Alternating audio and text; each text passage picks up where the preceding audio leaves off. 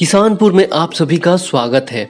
आज मैं पिछले हफ्ते जो वित्त मंत्री निर्मला सीतारमण ने कुछ आर्थिक पैकेज की घोषणा की उसके बारे में आपको डिस्क्रिप्शन दूंगा। इस पैकेज में फोकस इन्होंने कृषि, मछली पालन, डेयरी पे रखा। सरकार ने कुल 1,63,343 करोड़ रुपए की 11 घोषणाएं की, जो इस प्रकार है। 1 लाख करोड़ रुपए का फंड बनाया जाएगा। Farmer produce organisation cooperative aggregator का ये फंड इंफ्रास्ट्रक्चर सुधारने के लिए दिया जाएगा। इससे किसान के लिए भंडारण में आसानी होगी, पोस्ट हार्वेस्ट वैल्यू चेन बढ़ेगी और किसान की आय बढ़ेगी। छोटे आकार के फूड इंटरप्राइजर के लिए 10,000 करोड़ रुपए का फंड की व्यवस्था की जाएगी, जिसमें organic product, herbal product, nutrition product के लिए ये दिया जाएगा। 2 लाख छोटे आकार के फूड इंटरप्राइजेज को फायदा होगा, अपना प्रोडक्ट एक्सपोर्ट अच्छे से कर पाएंगे। ये इंटरप्राइजेज SC और ST कैटेगरी में महिलाओं पर विशेष फोकस रहेगा। केसर, बांस, मिर्च, मखाना जैसी फसलों को क्लस्टर में शामिल होंगे। इस छोटे आकार के फूड इंटरप्राइजेज को इस स्कीम में बहुत फायदा होने जाने वाला है। मत्स्य संपदा योजना के तहत 55 लाख लोगों को रोजगार, 1 लाख करोड़ रुपए का एक्सपोर्ट बढ़ेगा। इसमें मछली पालन में लगे किसानों, मछुआरों को फायदा होगा। इसके लिए 20,000 करोड़ रुपए का फंड की व्यवस्था की गई है। और क्या है, national animal disease control programme के तहत 13,343 करोड़ रुपए दिए जाएंगे। देश में 53 करोड़ एनिमल हैं, इनकी 100% वैक्सीन होगी। अब तक 1.5 करोड़ गाय भैंसों का वैक्सीन हो चुका है। तो सरकार का मकसद फूड एंड माउथ डिजीज को खत्म करना है। इससे डेयरी प्रोडक्ट की मांग बढ़ेगी और किसानों का प्रोडक्ट अच्छा बिकेगा। 15,000 करोड़ रुपए के पशुपालन के तहत डेयरी इंफ्रास्ट्रक्चर सुधारने के लिए दिए जाएंगे। निजी भागीदारी करने वालों को भी इसमें फायदा होगा। डेयरी इंडस्ट्रियल प्लांट्स को इससे बढ़ावा देंगे। पशुओं के अच्छे चारे का इंतजाम इसके जरिए होगा।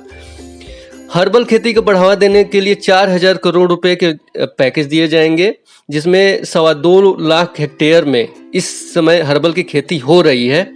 अगले 2 साल में 10 लाख हेक्टेयर में हर्बल की खेती होगी, ऐसा बता रहे हैं वो। इससे किसानों की इनकम 5,000 करोड़ रुपए बढ़ेगी।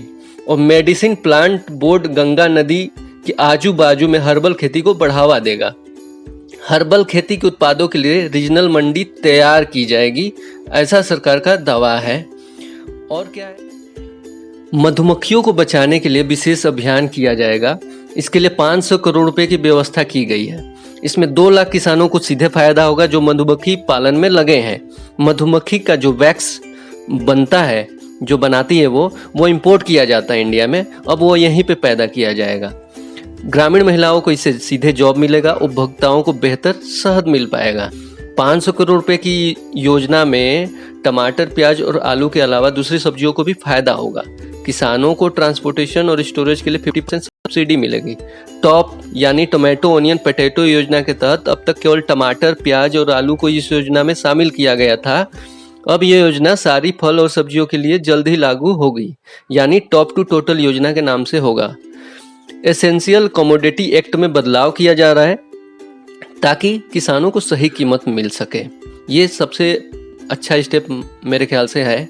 अनाज, तेल, बीज, दाल, प्याज, आलू, इनको डीरेगुलेटेड किया जाएगा, यानी इनमें स्टॉक लिमिट साधारण स्थिति में नहीं लगाई जाएगी। और एसेंशियल कमोडिटी एक्ट केवल विशेष परिस्थितियों में लगाया जाएगा। स्टॉक लिमिट बहुत ही विशेष परिस्थिति में लगाई जाएगी। यह प्राकृतिक आपदाओं के समय ही होगा।